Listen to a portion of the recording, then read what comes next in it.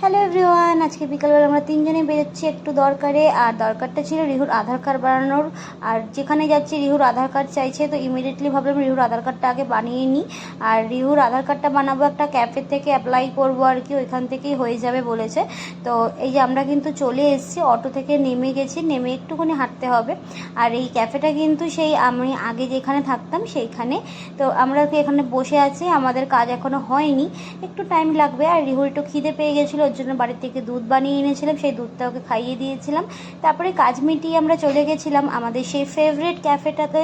মানে ক্যাফে না ঠিক, ওই পিৎজা লাইভ বলে একটা দোকান ছিল, যেখানে বার্গার, পিৎজা, স্ন্যাক্স সব কিছুই পাওয়া যায়। তো এই দোকানের পিৎজা আর বার্গারটা না জাস্ট অসাম খেতে। যখন এখানে থাকতাম তখন তো মাঝে সাঝেই খাওয়া হতো, এখন তো সেটা হয় না।